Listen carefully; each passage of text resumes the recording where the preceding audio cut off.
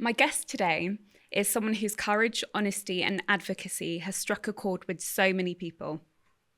Gabz Pearson, or Gabz, as she's known, is a leading voice in menstrual and mental health.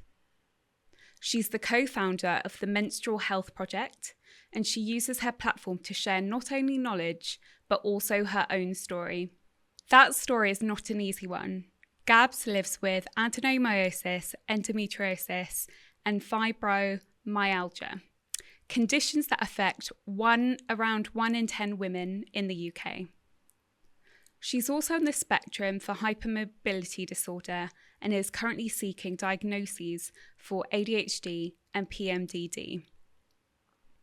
Research now shows that women with ADHD are more than 3 times more likely to meet the criteria of PMDD, underlining just how connected these conditions can be.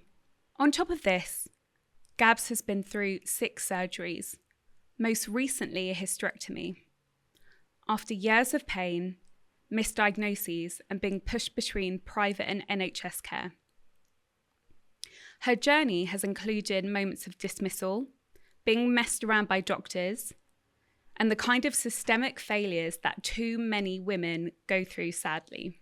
The title of this episode is Hysteria, Hysterectomies, and Hope, which reflects both Gabz's lived reality and the wider history of women's health. For centuries, so-called female hysteria was one of the most common medical diagnoses given to women, rooted in the ancient belief of a wandering womb that caused illness.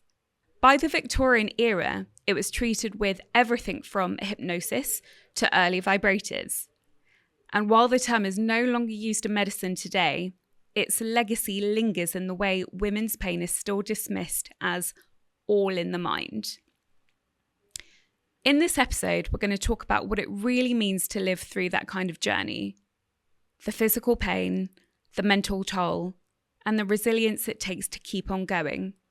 We'll also explore how a hysterectomy can change your sense of self and what needs to shift in healthcare so that women like Gabz don't have to keep fighting to be heard. Hi, Gabz.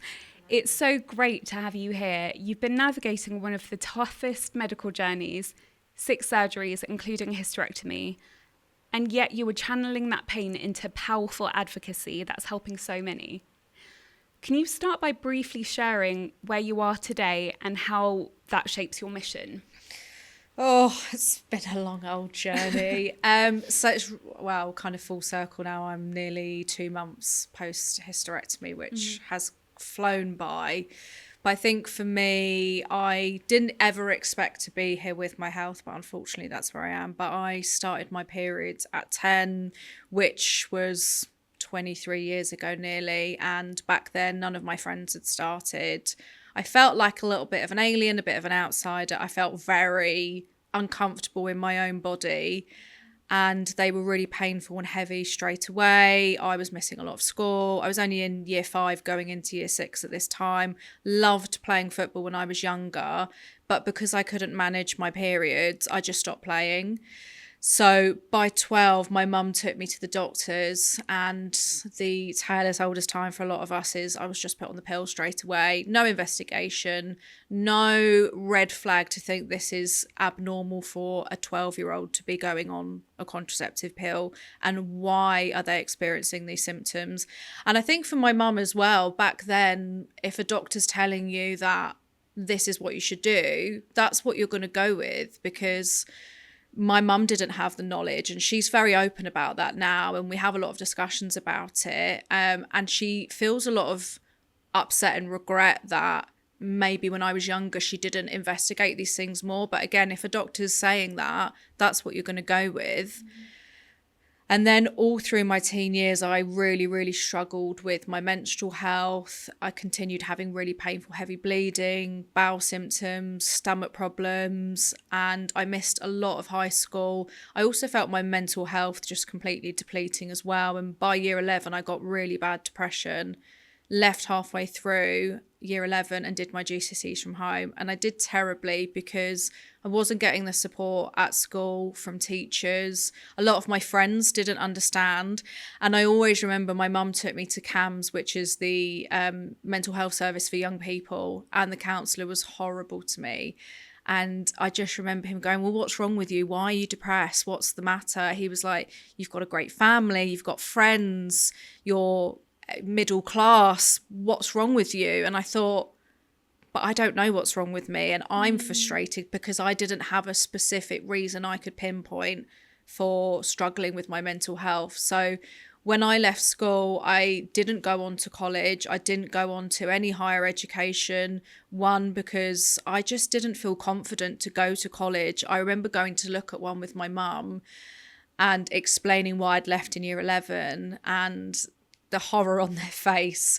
And they just said to me, I don't think this is the college for you because I don't think we can really support you. And for me, looking back now, mental health isn't something new that's come around in the last 10, 20 years. It's been around for years and years and years. We're just more aware of it now and how people were struggling with it. But it just knocked my confidence. I thought, I don't want to go to college. I don't want to do any higher education because I didn't feel I was academic enough to do anything. I was then continuing to struggle with my menstrual health, with my health in general, and all of the symptoms just kept kicking up a notch. And it was turning into pain during and after sex. The bleeding was constant outside of my period. Really, really bad bloating, back pain, erratic bowel movements, rectal bleeding, which when you're a young person, it's horrible at any age, but to be so young, experiencing things like this. And I remember getting piles for the first time. And I don't know about you when you were younger, when people used to say, oh, don't sit on a cold wall because you'll get piles. Well, you can just grow up and have endometriosis and get them anyway. So then I spent about 6 years back and forth with the GP trying to figure out what was wrong with me, being told it was IBS, it was gluten intolerances, it was stress, it was part of being a woman, just being completely dismissed and passed from pillar to post. And in this time I wasn't able to then sustain a job. I just met my husband when my symptoms had really ramped up. So it's not the most romantic thing, having erratic bowel movements and not being able to enjoy intercourse and sex and do all of these things that you want to do at the beginning of a relationship.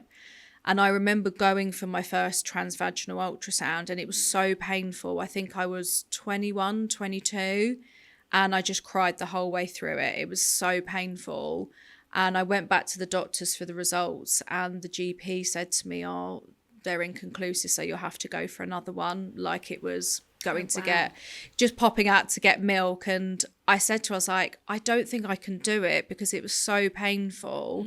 And she turned around and said to me, if you really cared about your health, you'd go and have another one. Wow.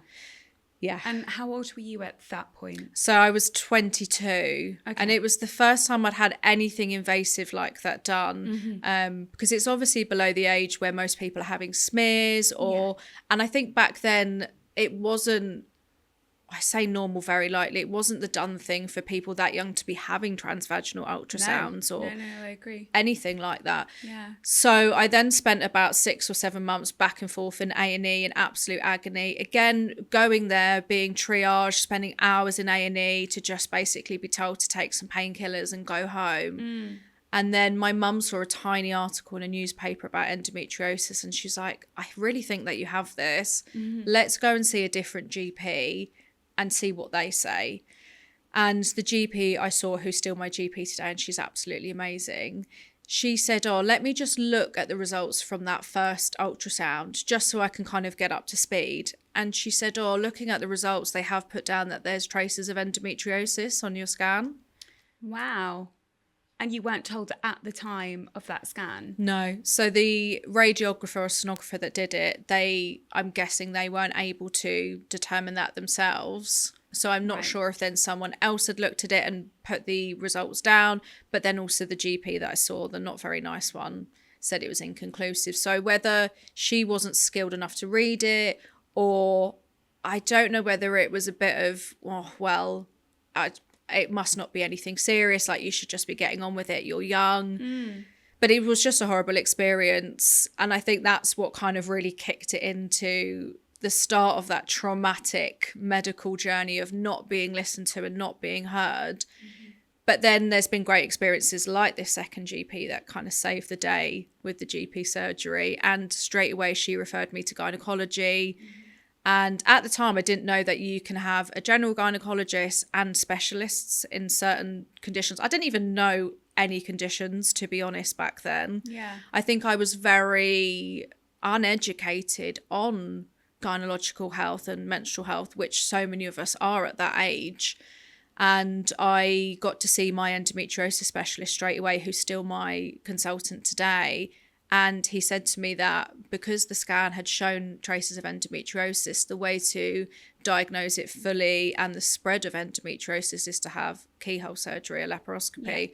I didn't even blink. I was like, get me in. I need to know. I was petrified of what it was doing to my body, what the fertility impact would be. I couldn't work at the time. I was trying to enjoy a new relationship as well, and that was being impacted.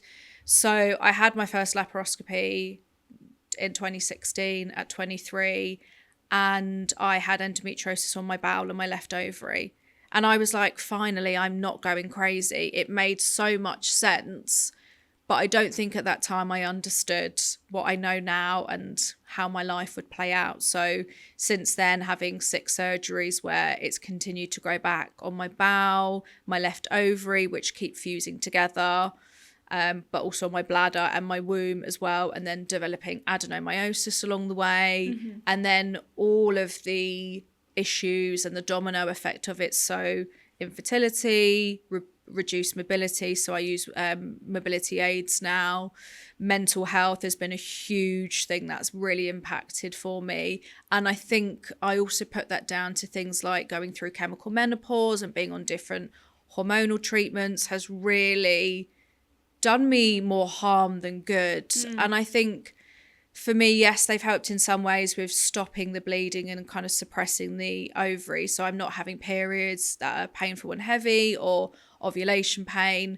But mentally, whilst I was going through chemical menopause, I didn't feel like myself. I felt like a complete shell of a person.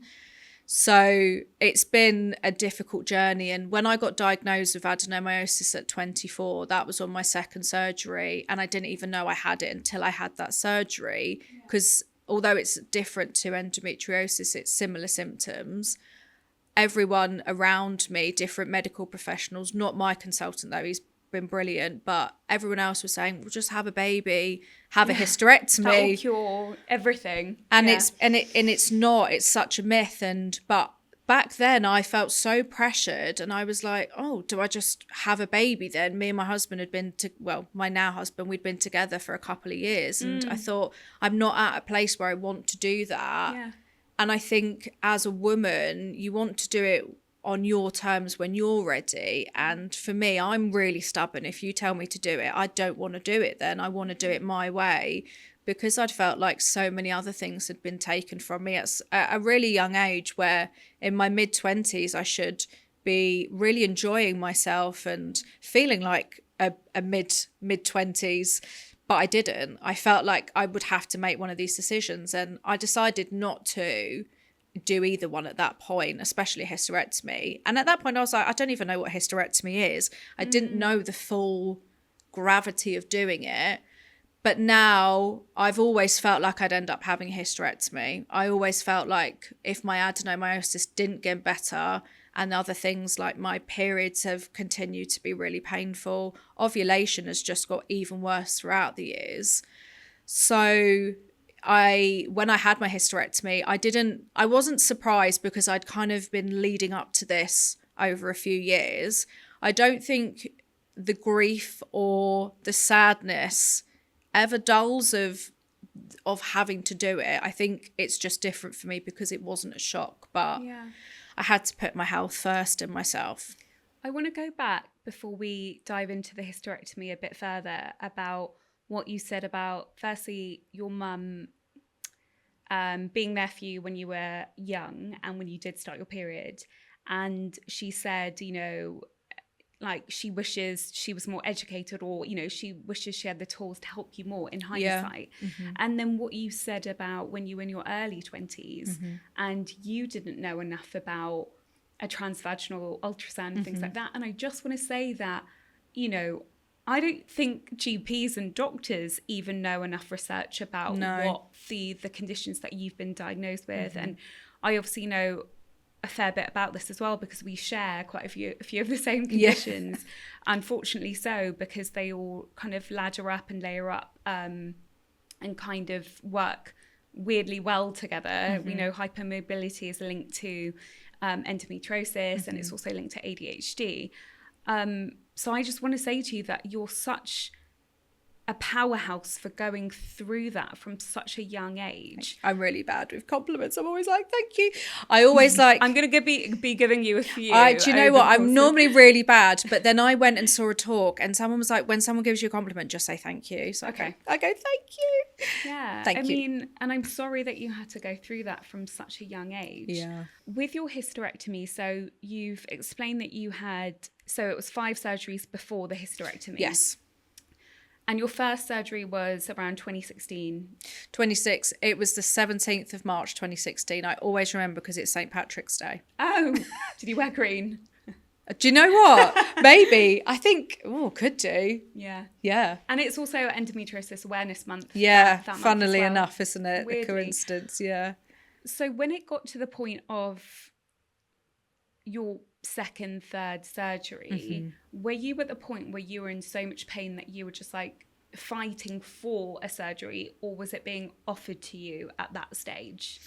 I think I've been really lucky with all of my surgeries. I've never had to fight kind of to be heard with my consultant for another surgery. It's always been, I've had a surgery, I've had very short relief in between surgeries. I feel like over the years, the relief times got less and less. So every time I'd get to that point, because you get to know your body, and I don't, whatever anybody says, you know your body best, you know exactly how you're feeling. You might not know what's causing it, but you know your body. So every time I'd get to that point, I'd go back to see my consultant and we would discuss it. And he has always been very empathetic and understanding and always letting me lead as a patient. He's giving, obviously, his expertise, but he's never trying to mansplain me or tell me what to do. So I've always been really lucky that it's been a co-production, essentially, of having these surgeries. And I remember, I think one of the worst times in terms of pain before a surgery was before my 4th surgery. So I had got to a point where I had such bad sciatic type pain, nerve pain, that I was just completely bedbound. I was so miserable as well. I wasn't able to go into the office at that time to work, so I was working from home. I remember a time I went up to Anna's, who I run the charity with, and we were having a Chinese at Christmas, and I just had to get up midway through and go and take some more Morph.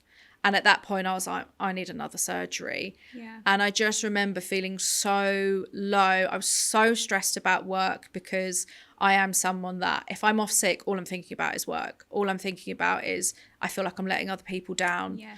So that was a really horrific pain point. And then I think thereafter, each surgery, those times in between, I've been in the absolute trenches because my 4th and 5th surgery I had to go privately for because the wait times were extremely long and I was in so much pain, especially with my bowel as well. It was hell.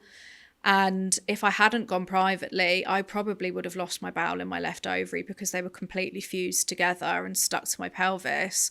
But I only had that opportunity because my mum paid for both surgeries. Yeah. And I'm really grateful for that because not everybody gets that opportunity. But I feel like the last few years have just been an absolute fog of pain and struggle and just trying to get through. I don't really feel like I've been thriving the last few years with my health. I feel like it's just been pure survival mode. And when you got to the point of, right, I'll have a hysterectomy, what did that point look like to you? And Did it feel kind of liberating, just, kind of being like, this will get me out of the pain, I won't have to go through any more surgeries if I go ahead with this? So can you talk to us about what that looked like for you? So I decided after my surgery last year, so I had my 5th surgery February last year, and I said to my consultant, if things don't improve over last year, 2024, that I want to have a hysterectomy. Because when I had my surgery last year, he said my adenomyosis was there. It had increased a bit. And I think I just got to a point last year where I was under different departments. No one really knew what to do for me or with me, or able to figure out what was wrong, whether it was urogyne, pain management, fertility had become a real stressful element in my life. Had tried naturally and it hadn't worked. I was on the fertility waiting list.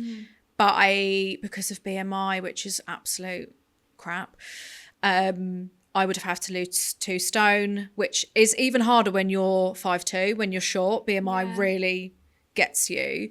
And I wasn't at a point where I could lose that amount of weight in a safe, healthy way in the time they wanted me to. That's a huge amount of weight. And sitting opposite you, I can't see how you would be able to lose that in... It's not healthy either. And to me, it just breeds... When they said this, I started then constantly thinking about my body image. Like I've always been, I don't even know what the right word, curvier. Like when I was younger, I used to get all those words like chubby, puppy fat, big boned. When I was like 10, and you just think all of these things as a society that we've called people or said about people, all these words and ways is just horrible. So I've always had that in the back of my mind that I'm short, but I carry weight everywhere. I don't have a specific area. So I've always just felt not very comfortable in my own skin already. So then to be told you need to lose all this weight to have a baby. And then I felt like my health has got so much worse. I'd been diagnosed with fibromyalgia. My back is horrific. I have so much nerve pain. I had lots of different things with my health that wasn't just going to be magically fixed with a pregnancy. And practically in a real world, could I bring up a child whilst chronically ill? And everyone's each to their own how they think they can get through life. But for me, I am very analytical. I have to really think about things, and I just didn't feel like it would be fair or it would be right for me or for my husband either, who is essentially my carer 99% of the time. It's then a massive strain on him and us. And I know if we did end up having a child, we would just get through it together because we've been through so much. Absolutely. But I just didn't feel like having a child would be right for me anymore.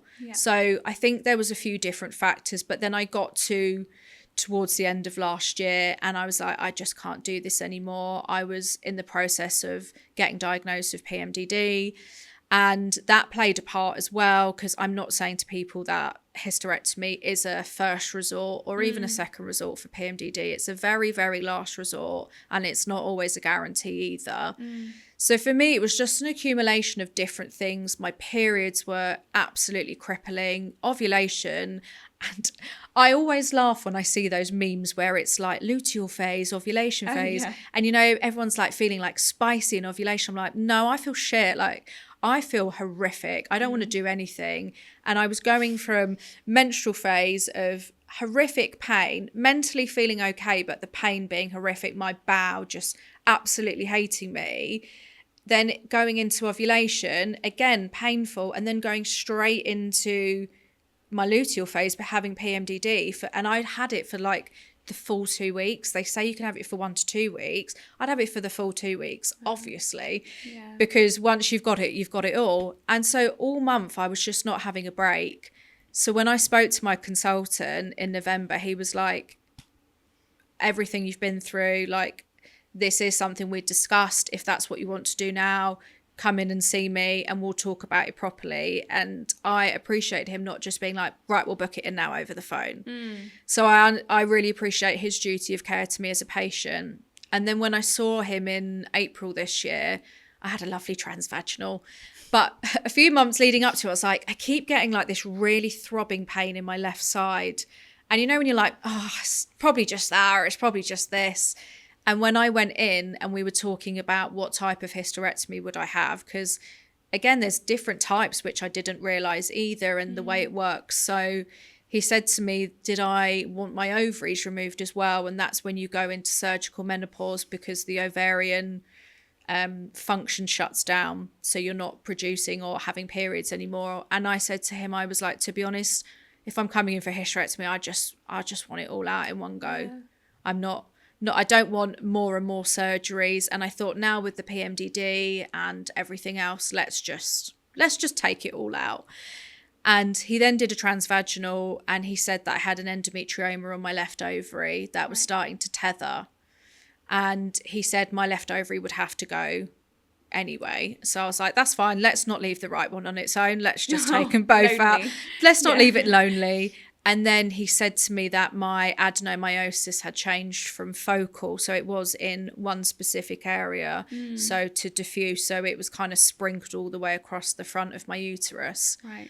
And it's crazy the different skill and experience when people are doing transvaginals, because I had one before my surgery last year, and they were like, nope, everything's fine, your ovaries are all good. And then I went into surgery and my ovary and my bowel were fused. Whereas my endometriosis consultant did one, and straight away he was like, bam, endometrioma, bam, adenomyosis. Wow. And adenomyosis is such a hard condition to treat as well, because endometriosis is obviously outside of the womb, whereas adenomyosis is within the womb. So from my experience, I've had one surgery. Hopefully I don't have to have any more in the future, but I can't rule that out. No. But from what I know with adenomyosis, there's not much of a treatment for it, apart from people just saying the Mirena coil or going on tablets and things like that. Post hysterectomy now, I know it's only been 2 months, and you and I spoke a few weeks ago on a call, which it was quite fresh then. How do you feel now? Is there any loss, or do you feel any different within your body? And how is your mental health doing right now? Oh, that's a very good question. I'm very up and down, and I'm really just surrendering to that. I'm not, because a lot of people have said to me like, oh, like, how are you feeling? How's like all the pain gone? How are you feeling like mentally? Like, I'm like, I'm just, every day is so different. Even like hour by hour. 1 minute I could feel totally level. And then like I watched Jurassic Park the other day and I was sobbing when the dinosaur gets left on the island. Spoiler if anyone's not seen the Chris Pratt ones. But things like that, I'll look at my dogs and I'll just start sobbing, or I'll just get really raged for no reason, like if my husband's breathing the wrong way or he's done something. So I feel very up and down, but yeah, I'm just very trying to just go with it. I'm not having any expectations that my pain is going or it's still here, but some things have changed a lot in terms of pain. I'm not getting this horrible like throb on my left side at the minute, but I'm getting more kind of widespread abdominal pain. I'm still getting a lot of nerve pain. Hot flushes and menopause is absolutely awful at the minute for me, but I'm still in that adjustment period. But I think it, with like any grief, it doesn't just go. I think it's not linear at all. And for me, when I made the decision last year about hysterectomy, I am a person, when I make my decision, I'm very final. I don't tend to kind of second guess myself. So I'm really firm in my decision, and I know the pros of it outweigh the cons. And the biggest con, obviously, is not being able to have children myself. But I've really leaned into having other joy in my life. And I think that's really important for people who are suffering as well, is that looking at other things that you can fill your life up with, because I'm hopefully going to be here for a very long time on this earth. I don't want to essentially waste my life being sad about something I can't change now. And I really try and do that in life, is not dwell too much on things I can't change, like being chronically ill. It is absolutely horrific. And having a hysterectomy it's not easy. And I think I really underestimated the recovery time as well, and being really gentle, because I'd still be trying to like pick things up a few weeks post-op, and my husband or my mum would be like, don't do that. And I'm like, oh, sorry. It's just a reflex for us. But yeah, I think now I'm kind of acknowledging more the grief side of it now, and some of the sadness, and then adding the neurodiversity into it as well. I can definitely feel that's a lot more like prevalent in this surgery that I've had. But I'm lucky because I have dogs, and they are like children. They are like small, demanding toddlers, I think, especially French bulldogs. So yeah, it's very up and down. It's like a roller coaster, but I'm just trying to focus on other things through it. But yeah, I'm crying a lot more than I normally do. But I am a self-proclaimed soggy Sally, I call myself. Soggy Sally. I love a cry, and I love being like wearing my heart on my sleeve. And I think having things like this as well really pushes you to have better communication with people around you. But the first thing I did do when I had my hysterectomy, probably like a really late night, off my face on pain meds, I was like, how much does a womb weigh? Because I was just curious. So funny. How much does it weigh? I can't remember now. Oh. Not a lot, but I was just thinking, because a few people are like, oh, do you feel like lighter? Or I was like, it doesn't really work like that. But I think it was just strange. Like when I had my hysterectomy, I was very ready for there to be potentially some endometriosis and obviously adenomyosis. But I also had some polyps, I had a fibroid, I had inflammation in my cervix, and hemorrhaging. And then my ureter, my left ureter was completely stuck with adhesion. So I was like, oh, like I'm not really squeamish anymore. But when you hear all of that, you're like, bloody hell, like that's been in, like all of that's been in my body. And yeah, it's just a journey. I wonder on a certain level as well, it's only been post-op 2 months, and the sense of relief, I wonder if that will set in a bit more fully over the next few months or years, because you know, touch wood, you don't need to go through anything like this again. I really hope so. That's over. I want to also touch on what you said about being resilient, and that's how I would see it, and how you don't dwell on things.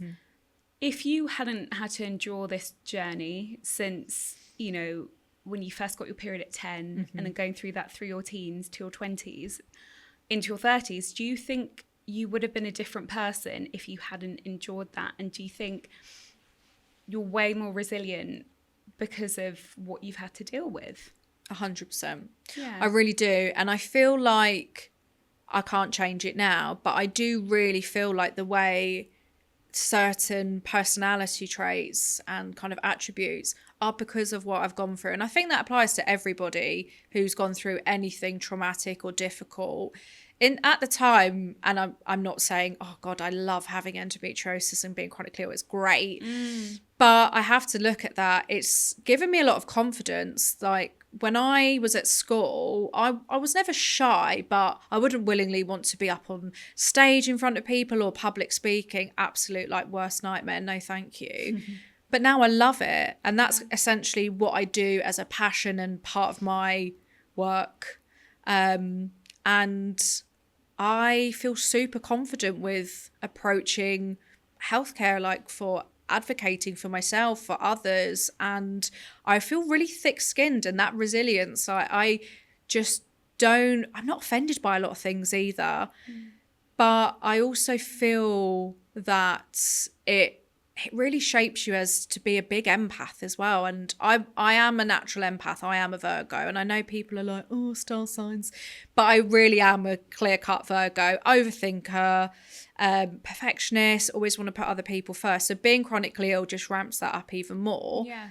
But I think it makes you think about things in other people's shoes as well and what they're going through, and just be a bit kinder and see sometimes what's not there, because a lot of chronic conditions are hidden. They're not always visible signs unless you can see it on people's bodies. So I think that it's taught me so much about my own body as well, and tracking my health and my cycle, which we're not really told to do when we're younger. No. So yeah, I think, I mean, my mum is probably the only one that will agree that I am very funny, but being chronically ill, funny. thank you. My mum always says I'm the funny child, but I feel like it gives you a good sense of humor as well. It makes you take like the morbid, dark, fucked up stuff and just put a light spin on it. Yeah. And I think that's what is really important to get you through things like this, is just laugh your way through it, because what else are you going to do? And, you know, I've spoken about how we share some conditions, and that feeling of chronic pain, I think you understand if I say my back's really hurting, I'm having a back spasm and I can't get out of bed. And I think the level of pain that we need to endure as like endo warriors or people with adenomyosis and the conditions that we do have is on a different scale. And I do think sometimes when, you know, we were speaking about your husband having a cold before this episode. Sorry, Aaron. Or it's just even when I get a cold or when I have something which I know is temporary, the pain for it or the kind of it, I'm so much more resilient in that sense. I just kind of pick myself up and carry on. And I think that you were so inspirational, because I think you're so tenacious and so similar in that way. I wanted to ask you, at your lowest points through this journey, we've spoken about your beautiful dogs, your husband. Where did the strength come from, and what were the things that which filled up your cup and, you know, made you get out of bed and gave you that light? Oh, definitely Aaron and the dogs. I'm really lucky. I have a really good support system. So my mum and my sister are absolutely incredible. And like, without my mum, I would have lost organs. So I'm really grateful for that now. And we've got an amazing relationship now. And she's my biggest cheerleader. And Anna, who's my best friend, who I run Menstrual Health Project with, because it's so nice having a best friend who completely understands. And like you said, knows exactly how your pain feels. And it's just so easy. And I think the best friends are the ones that you can have zero battery with and you just have the best time. And every time I see Anna, I'm just going to speak for both of us, we just fill each other's cups up, and it's lovely having that friendship. And I have really found some amazing people within the chronic illness endometriosis community as well. But running the charity literally keeps me chugging along. I think without that, after having to stop work a few years ago, without that, I just would have no identity and no purpose for what to do with my time. And I am someone that I have to be doing. I have to be productive. I have to keep channeling all my energy into something, because I am very all or nothing. I'm either in bed, can't speak to anyone, completely debilitated, or I'm 100 miles an hour. There's absolutely no middle ground. And I do need to learn that. I'm not very good at pacing. But that really fills me up so much, is running the charity. Having a sense that doing it for me is really therapeutic. It's my form of therapy and healing as I'm going along. But it's also great to know that I can help other people and really make change for people as well. And for myself, because my health journey's not stopped. It's continuing. I'm struggling with accessing pathways and other symptoms and conditions now after a hysterectomy as well, and during, and having problems with dismissal and other issues within the healthcare system. So that's what drives me, is that I don't want it for myself, but I don't want it for other people. But there are still days that I don't want to do anything. I really, really struggle with my mental health, especially since figuring out that I've got PMDD. And I would say one thing with having a hysterectomy, that is considerably reduced. Although I kind of swapped it for menopause, having PMDD and then also trying to be diagnosed with ADHD is honestly just like two people just constantly fighting in your head. And I got to some points where I was like, I could just pack it all in. I could divorce my husband. I could just never have any friends again. I could just leave the charity. I could just curl up in my bed and just crumble. But I'm lucky that people keep me going as well. And I never used to communicate how I felt. I never used to share it because I have always been that person. Don't want to make a fuss, don't want to let on. I don't want any attention, any focus on me. I want to be that person for other people. But I can't always do that, especially if I'm not feeling my best either. Yeah. So I've really tried to lean into that as well, as being really open about how I'm feeling and not feeling ashamed of it, because so many of us suffer in silence, whether it's our physical health or our mental health, and it just makes you more unwell. And I think it's having that capacity, as you speak about, like there'll be days where you don't have the capacity to help someone or to listen, but just being open with that kind of boundary. And I think people respect that a lot more. I want to go into your advocacy further, but before we do, I want to talk about the dismissal that you've spoken about along throughout your journey. And you've been seen by the NHS as well as in private. What are the biggest contrasts between both that you found? Food. Really? Food. I know that's really trivial and like so not funny. that important, but that's the thing I always go to first. I'm like, oh my God, private food is so nice. They give you sparkling water as well. That's what I went for one scan once, and they were like, best. water? And I was like, yes, please, sparkling or still. And I was like, what? You're like, sorry, pardon? what? And you can tell that you're private. Yeah, I would say the food. Oh, I would have stayed in there the whole time. I remember when I had my first private surgery, and when you go NHS for surgeries, it's very much have your surgery, get in, get out, have a wee, have a cup of tea, and then you're being discharged. Private, my consultant came in and was like, you're staying the night, aren't you? I was like, no, I'm going home later. And he's like, but it's included within the cost. Oh, wow. Okay. So, but I was like, no, it's fine. Again, like, don't want to make a fuss. I'll just go home. And he was like, I think you should stay. And I was like, okay. Because when they were doing like the food menus, I was like, I won't be here later, so I don't need this. And then they were like, I'll just order them anyway, just in case. The food, lovely. For me, I've had my consultant for my NHS and my private surgeries. And I have to say with him, whichever one, the care's been exactly the same with him. So I'm really lucky that I've had continuity of a consultant for 10 years, because not many people get that. So I am really grateful that I have him, because I hear some real horror stories, or I've heard stories where people have gone privately, paid a lot of money and had really bad experiences. And that really boils my piss. It makes me really angry. I would just say that in terms of the difference is that you have more dedicated care. So you have more of a dedicated nurse, where obviously the NHS are very underfunded, understaffed, and overworked the staff as well. So sometimes I remember having must have been my third surgery. I was waiting probably over an hour for someone to come and take me to the toilet, because I didn't have a catheter in either.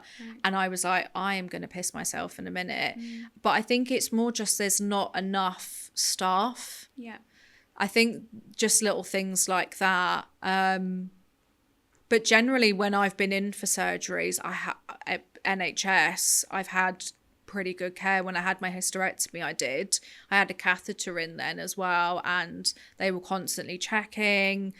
I remember I had some not great things happen after my surgery, and I was really upset, and they were very caring, very empathetic. But I am one of those people when I'm in hospital, I try not to press my button too much, because I always feel like I'm being a nuisance. It's so silly. But I would say my experience for both hasn't been too dissimilar, because of having the continuity of my consultant. And I think, it's important to say that it is a privilege to be able to go private. And, I had to in the end with my endometriosis surgery. Which wasn't my choice. You shouldn't have to. I shouldn't have to, but I was on the waiting list for over 2 years at that point, because it was in that awkward COVID period. And if I, were to do it again, I probably would have waited for the NHS, in all honesty. But I don't think it sounds like from your experience, there's not a different level of the actual care that you got from your surgeons or the people supporting you. Yeah, my consultant is incredible. So yeah, I've personally been lucky, but I know a lot of people's experiences are very, very different. And to me, it shouldn't matter in terms of if you go private or not. To me, private is a way to access something quicker. Yeah. It shouldn't be that the level of care should be different, but unfortunately it does happen. But I wish, and people always say to me, if you could go back and change anything in your life, I'd go all the way back and say to my younger self or to my mum, can you please take out private healthcare? So then when I'm older, I can use it, because I feel so guilty that my mum's had to pay for 2 surgeries, which equate to about 15 grand. And she was ready to pay for my hysterectomy if I needed it as well. She'd started saving, because I'm not in a position. I don't have that sort of money. Shout out to your mum. I know. Thank you, Marie. You're amazing. She's incredible. She's a superstar. And I feel really guilty again. And she's like, "What's the point of having money in the bank if I can help my children with it? Like, if I can help you out and help you out." She's like, "I'm not going to see you suffer with your health and have organs removed if I knew I could help you with that." So, I mean, health is the most important thing. That's exactly what my parents said to me. I, couldn't get off the floor of my bathroom at one point. I think my dad was like, "I'll pay for the scan. Just go for a scan." So I want to go into masking pain, and with the conditions that you've been diagnosed with over the last 20 years, there must be a level of you masking certain things. And I know that you've got undiagnosed ADHD. I know, again, that comes with a lot of masking and probably subconsciously. Do you think on a level now that that's still the case, or because you've come so far in your journey that you've banished the need to mask anything when you're with people? No, I feel like I still masks, definitely subconsciously and consciously. Like I said before, I am that person where I don't want to feel like I'm making a fuss, which always sounds really silly. Like, I had a really bad flare the other night, horrific. I was in the bath. It was like midnight. My husband was at work, and I messaged my mum and was like, "Are you awake?" And she didn't answer. And she always says to me, "Just ring me." And I didn't ring her because I just didn't want to bother her, which is so silly because it's my mum at the end of the day as well. And she's like, "Just ring me." She's like, "I don't care if you wake me up." But I do mask a lot. I think that is a big drive for why I do it, because I just would rather just seem like I'm fine and kind of get on with things. I feel like I don't want people to have to like adapt or change things for me. I just want to like slip into something, do it, and then go, because I feel like if I have any of these things, are people going to think I'm difficult or kind of have a different negative opinion on me, which again is really silly, because when you are chronically ill, that you do need adaptations, you do need things done differently sometimes, whether it's when you're traveling or going anywhere, or just even things at home or work or with friends. But I think I've had so many situations where I have felt like I've had to do that to a really high level, where in workplaces I've not been supported. So I've just programmed myself to do that. And I feel like I'm slowly trying to deprogram myself from it. But I do mask a lot. And I think masking pain can be really tricky to unmask that. And it can be really dangerous as well. I think, especially when I've had surgeries, I do it where I'm like, "Oh, I don't feel too bad." And I remember when I had my surgery last year, the nurse, every 20 minutes, like, "How's your pain? What's it on a scale of 1 to 10? And before I was going home, I was like, "It's like an 8. And she's like, "You're not going home on an 8. And I thought, I am. Because to me, it's high, but it's not a 10. But to me, I'm like, it might be high pain, but to me, unless I'm literally screaming on the floor, crying in pain, and I'm like, I'm ready to go to A&E, I'm like, I can manage everything else. Which, yes, in a way, is good in some ways, but equally, I think if you don't acknowledge it, that's when you burn out quicker. Absolutely. And I'm not very good at sometimes spotting the signs of that.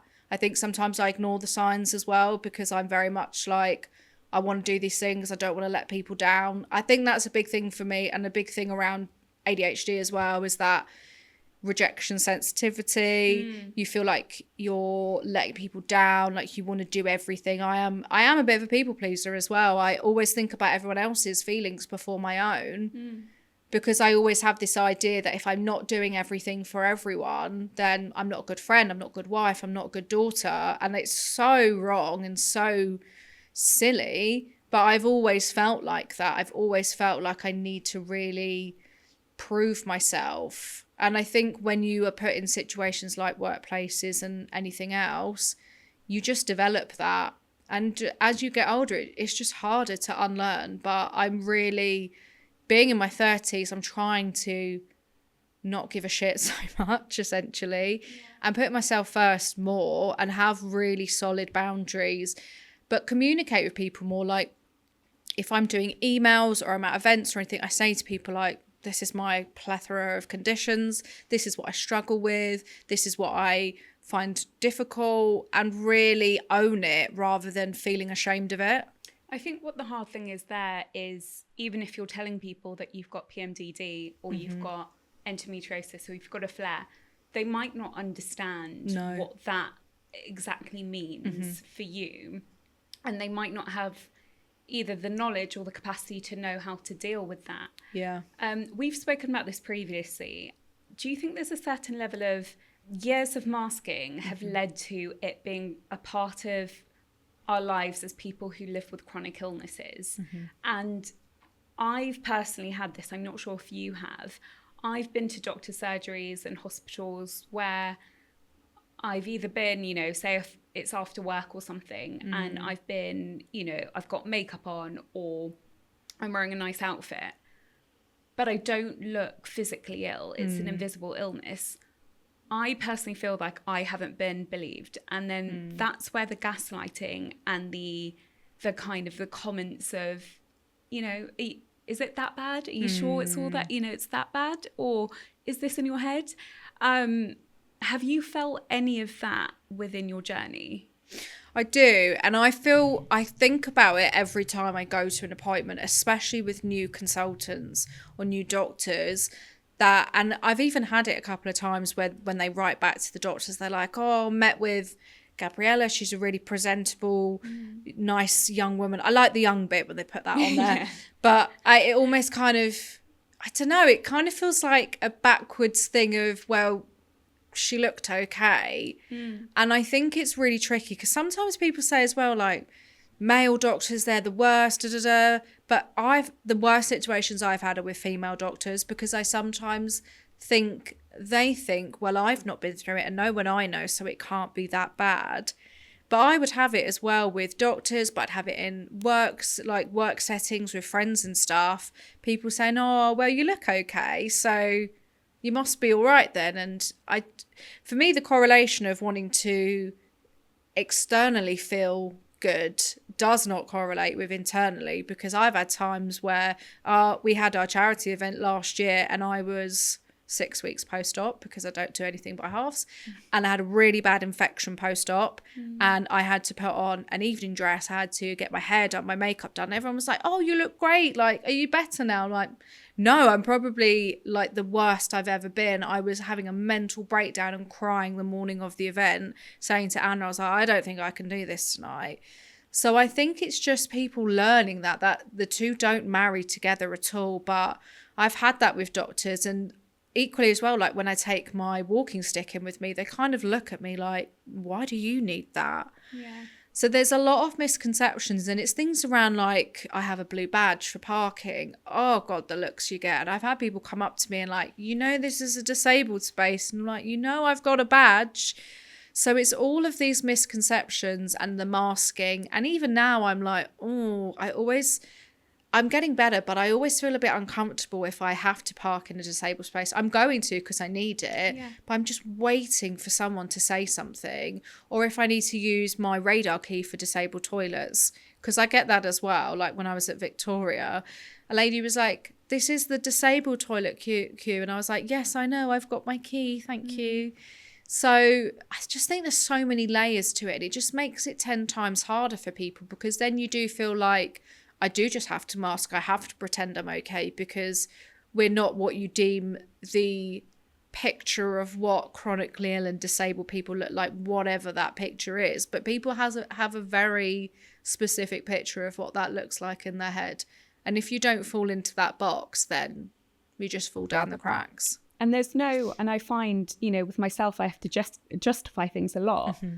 And the more I justify things, the more, it looks like it's, I don't know, that I'm complaining about my health or I'm being made the victim, and it's not like that at all. No. I would love to talk about the Menstrual Health Project now and the advocacy that you lead on with Anna. So shout out to Anna. Ooh. Through your journey, I can, listeners and I can understand what has brought you to that point. But when was the Menstrual Health Project founded? And can you tell us all about that, please? I love telling this story because me and Anna always chuckle when we tell it. So when I started my Instagram 5 years ago, I started talking to Anna on there, and I used to run a podcast. I used to do a remote one, and Anna, I think, was one of my first guests. Anna used to do an Instagram series called Menstrual Mondays, and we just clicked straight away. We live opposite ends. I'm down in West Sussex, Anna's all the way up in North Wales. And we just got really, really good friends. And she said to me, do you want to come up to North Wales, bring the dog, bring the husband, just come and stay for the weekend? Absolutely no stranger danger. I ended up staying for a week, and our friendship just grew and grew and grew. And Anna also has an amazing presence within the community as well. So we were both just getting so many messages from people just in despair, not knowing what to do with their health journey, trying to access pathways, trying to get referrals, and just meeting so many roadblocks with it. Me and Anna were just so frustrated and fed up. So we just decided to start something together. Menstrual Health Project was never going to be a charity. It was going to be a community group, and we thought we'd just dip in and out a little bit and do a couple of things because we were like, it's probably not realistic for two really chronically ill people to start a charity with no experience. But we then did our first toolkit with a brand called BU, so they do natural pain relief patches, and they asked to do a endometriosis diagnostic toolkit with us. And we loved doing it, and it's everything from symptoms all the way through to speaking to your doctor, to tracking your symptoms and being able to advocate for yourself. And it got such great feedback. Me and Anna delusionally was sitting around her kitchen table and thought, should we just start the charity? What is the worst that can happen? It's different. It's not like a business. You don't need to put any assets, any money, any equity in. You can start one and we can just see where it takes us. No expectations.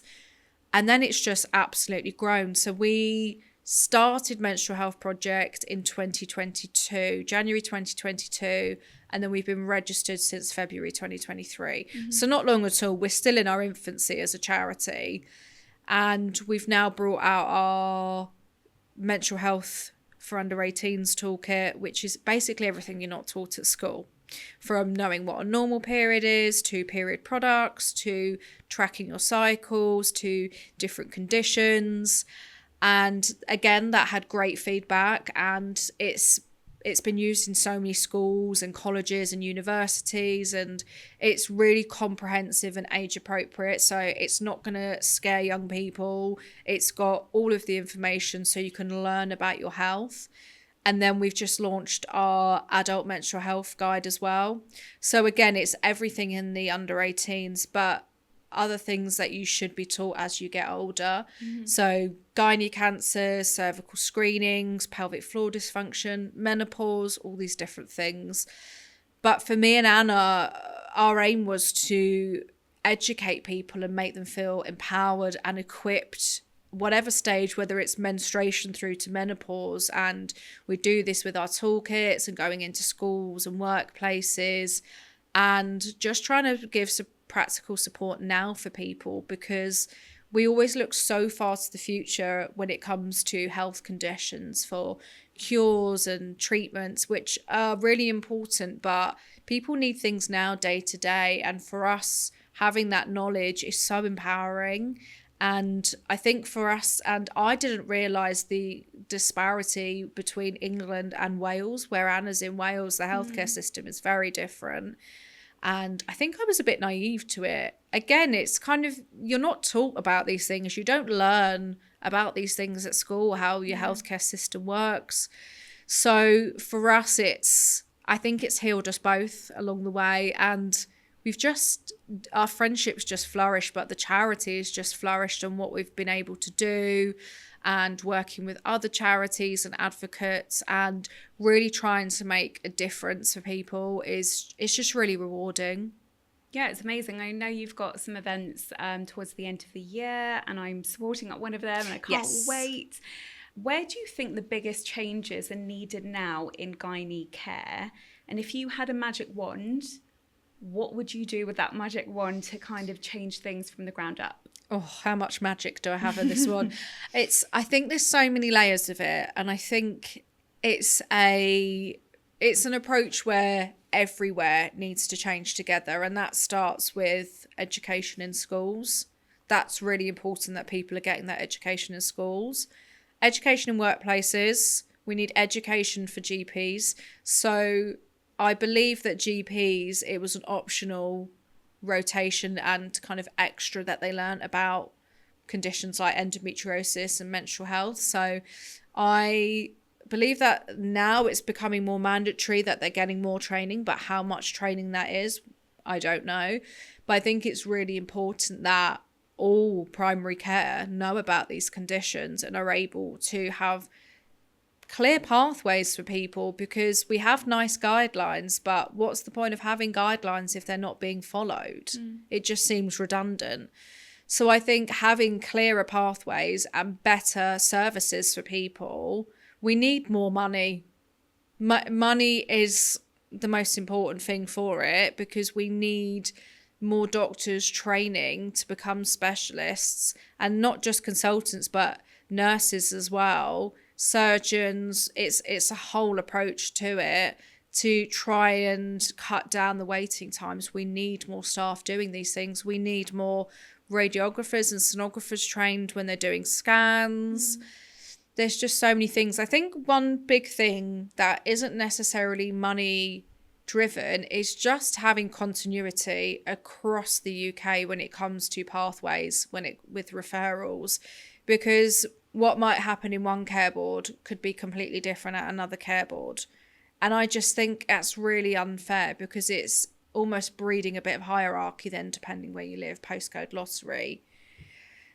I think that is where we really need to start. We need to get those waiting times down. And also it's multidisciplinary. It's not just you have a surgery and that's it. It's looking at if your bowel's impacted, your bladder's impacted, you have chronic pain, then you are being supported, whether it's pelvic floor physio, whether it's pain management, and not just saying to people, here you go, here's some medication or the pill or chemical menopause, off you go. Yeah. So there's so many things to it. But I think also you need mental health support, whether you've had a laparoscopy or whether you've had a stoma or whether you've had a hysterectomy, you should just get mental health support automatically. So there's lots of different elements. But that's what I would have wanted when I was younger, having more information. And that's why we've done the toolkits, because the information that's available already is so sparse. It's not detailed. For me, I wanted to know the good, the bad, and the ugly. I want everything laid out for me so I can make an informed decision. And a lot of people don't get that. Some people are having surgeries and not even getting a post-op appointment.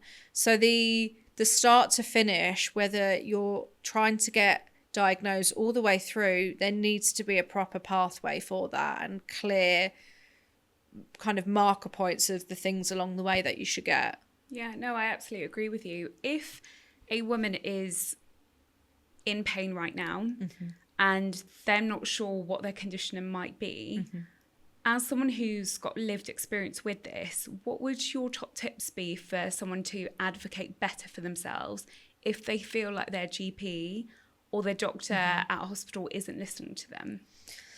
I would say ask for a second opinion first. I would first see if it's your GP, see if you've got a GP that specialises in women's health. I would say if it's someone you've seen at the hospital, see what their credentials are, if they're the person that's the right fit. If not, ask to be referred to someone else. And when you've got that name, I Google or go on LinkedIn, I check them out, Yeah. stalker vibes, but I want to know who I'm seeing, because if they're not the right person, I don't want to see them. It's a waste of time. And then I would say that one thing one of my friends, Tina, taught me, which is a really good tip, is that if you're asking for something and they're refusing to give it to you, ask them to note it down that they've refused it, because 9 times out of 10, they then will be like, oh no, that's fine, I'll do it, because they don't want it to go down. It's a very good tip from Tina. She runs endo flow retreats. She's incredible. I've met Tina. Yes, I know Tina. Yeah, so Tina taught me that tip. She's incredible. I would also say don't be afraid if you need to make a complaint, because to me, you're not complaining for the sake of it. You're not being difficult. It's your health at the end of the day. If you're not getting the care and the treatment that you need, I would complain. You can do that through PALS, or if you feel that you're not getting anywhere with PALS, or if it's with the GP, you can speak to your local MP. I would just say have a look at the avenues, because there are the right channels to complain, to get the care that you need. But trust yourself. That's the most important thing. Like, you know your body more than anyone else. And if you feel like you're not getting anywhere on your own, there's organisations like Menstrual Health Project and other channels that you can contact us. And I'm a really good complaint writer.